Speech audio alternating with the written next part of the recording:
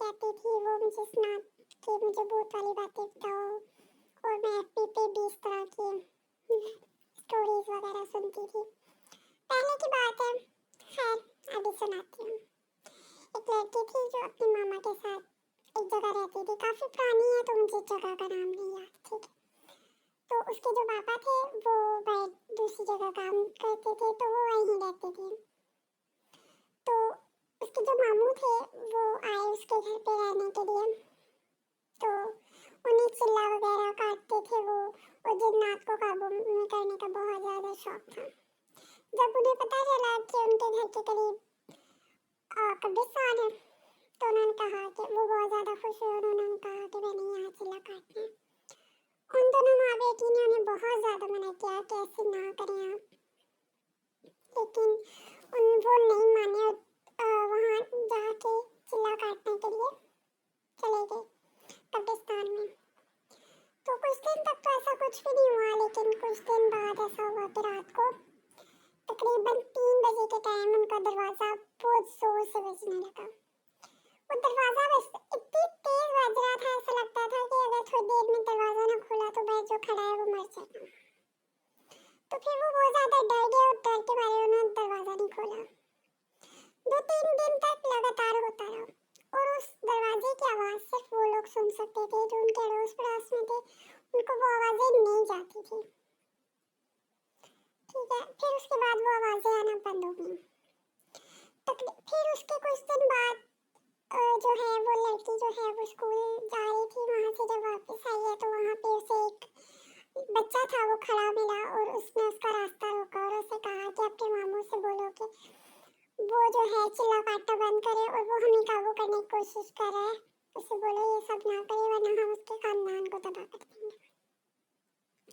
तो वो लड़की बहुत ज़्यादा डर जाती है, और डर के मारे वो उस लड़के को इस तरह से अपने रास्ते से हटाने के लिए उसका हाथ पकड़ के उसे साइड करती है, तो उसका हाथ जो है वो लड़की के हाथ में आ जाता है। तो बहुत ज़्यादा डर जाती है और भाग के घर में आती है।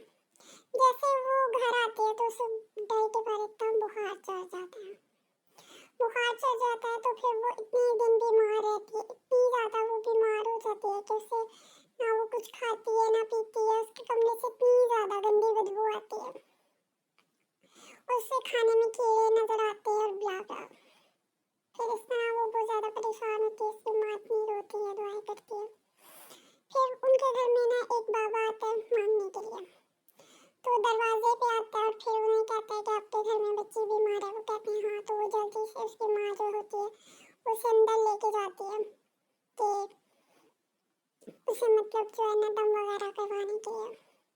तो जब देखता है उसे फिर जिन को हाजिर करता है, और वो जिन आता है सामने तो वो कहता है कि तुमने इसे क्यों तंग किया है, क्यों पकड़ा है। तो वो कहता है कि इसके मामू जो है वो चिल्ला काट रहे थे और हमें पकड़ने की बहुत ज़्यादा मतलब जो है ना वो कर रहे थे कोशिश, तो मैंने इनको बहुत ज़्यादा उसको मना किया, और इस लड़की को भी मना करने के लिए मैंने अपना बच्चा भेजा था कि वो उसे मना करे, लेकिन इसने जो है मेरा जो बच्चा था उसका हाथ तोड़ दिया। तो बाबा के और जो इनके मामू थे उनको भी मार दिया। तो कहते हैं कि आपने जितनी सजा देनी थी, जिन्होंने चिल्ला काटना था उसे तो आपने मार दिया, तो इसे भी जितनी सजा मिलनी थी मिल गई, और ना जाने अनजाने में इसने ऐसे किया, इससे तुम्हें पता था वो तुम्हारा बच्चा है और इसका हाथ टूट जाएगा, तो इसलिए जो है तुम इसे छोड़ दो। तो फिर बहुत मुश्किल से वो उसे जो है जान छुड़ाते हैं। फिर इस तरह से वो छोड़ के उसकी जान मतलब लड़की की वो चले जाते हैं। लेकिन वो लड़की कहती है कि मुझे अभी भी बहुत ज़्यादा खौफ होता है जब मैं इस कहानी को याद करती हूँ, तो और मेरे मामू भी इंतकाल कर चुके हैं। तो ये ही पूरी स्टोरी थी जो मैंने पढ़ी थी। आई होप कि आपको भी अच्छी लगी हो। अगर आपको अच्छी लगी हो तो आप मेरी वीडियो को लाइक करें, शेयर करें, और हो सके तो मुझे फॉलो करें। And thank you so much for watching. अल्लाह हाफिज़।